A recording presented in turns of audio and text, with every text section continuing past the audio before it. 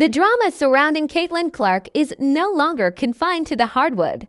It has spilled into timelines, headlines, and the quiet calculations of front offices across the league, reshaping not just how games are played, but how power itself is measured in modern basketball. Because while the world was locked into the chaos surrounding Angel Reese and her sudden exit from Chicago, something far more subtle and far more dangerous was unfolding in plain sight. It did not come in the form of a blockbuster trade or a shocking press conference. It came in 5 simple words about cookies, casually dropped into the noise, and yet powerful enough to bend the attention of an entire city. That moment, almost absurd in its simplicity, revealed something deeper than fame. It revealed control. On the same day Chicago was processing the loss of a franchise cornerstone, Clark stepped into that emotional vacuum without ever stepping onto a court. The reaction was immediate, almost instinctive. Fans shifted. Conversations pivoted. The narrative, which had been dominated by confusion and frustration, suddenly had a new center of gravity. And that is where the real story begins, not with what was said, but with what it triggered behind the scenes, because while everyone else was reacting, the Indiana fever were already building, quietly, methodically, and most importantly, strategically. This is not a team scrambling to compete. This is a franchise that understands something the rest of the league is only beginning to grasp. Clark is not just a player you build around. She is an ecosystem that builds itself. Every decision, every contract, every rumor orbiting Indiana is being pulled by that gravitational force. You can see it in the way key players are choosing stability over uncertainty. Veterans who would normally test the market are staying put. Role players who could chase bigger contracts elsewhere are instead leaning into something that feels bigger than money. It is not loyalty in the traditional sense. It is alignment. A recognition that playing alongside Clark offers something that cannot be easily quantified: visibility, relevance, and a direct connection to the fastest growing spotlight in the sport. And then there is the next layer. The one that truly separates this from a typical roster rebuild. Free agents around the league are watching.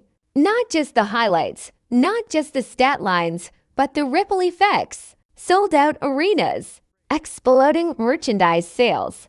A fan base that feels energized in a way the league has rarely seen. When players evaluate their futures, they are no longer just asking where they can win. They are asking where they can matter. And increasingly, the answer points to Indiana. This is where the idea of a super team begins to take shape, not as a collection of the biggest names, but as a carefully engineered system. The Fever are not chasing headlines with reckless spending. They are identifying precise needs and filling them with purpose. A defensive anchor who can stretch the floor. A versatile wing who can adapt to multiple roles. A steady presence off the bench who can maintain rhythm when the stars rest. Each piece is chosen not for its individual shine, but for how it amplifies the whole. The brilliance of this approach lies in its restraint. In a league defined by a tight salary cap, excess is a liability. Indiana understands that championships are not built by stacking contracts, but by balancing them. The core is already in place, anchored by Clark and supported by a structure that maximizes her strengths. Around that core, the Fever are constructing a roster that is both flexible and resilient, capable of evolving without losing its identity. And yet, even this careful planning would not be enough without the intangible element that Clark brings. There is a reason analysts struggle to define her impact using traditional metrics. It is because her influence extends beyond the measurable. She changes how defenses react. She changes how teammates move. And perhaps most importantly, she changes how people feel about the game itself. That emotional shift is what transforms a good team into a destination. It is also what makes this moment so pivotal for the WNBA as a whole. The rise of Clark is not happening in isolation.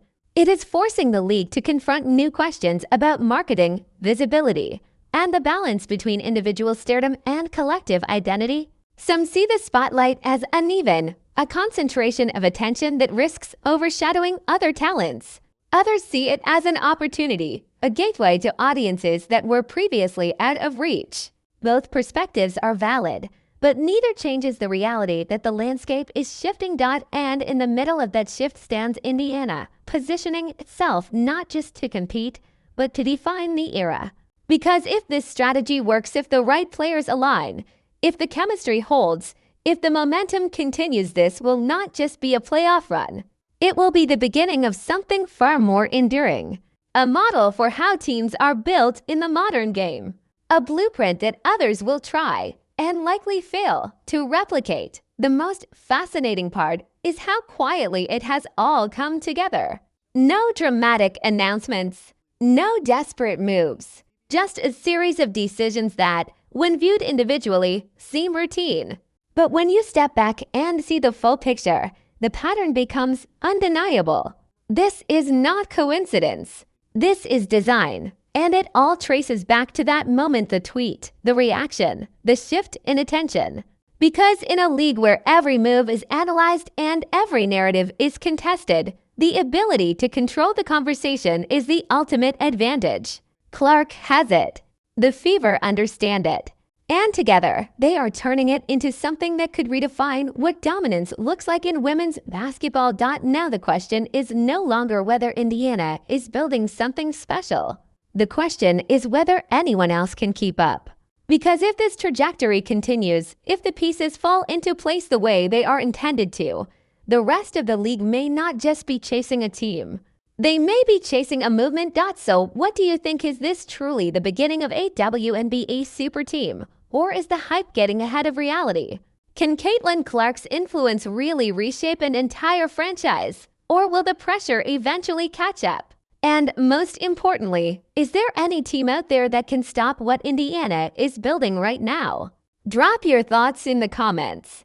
Let the debate begin. And if you want more deep, dramatic breakdowns like this, make sure to like the video, subscribe to the channel, and turn on notifications so you never miss the next chapter in this evolving story.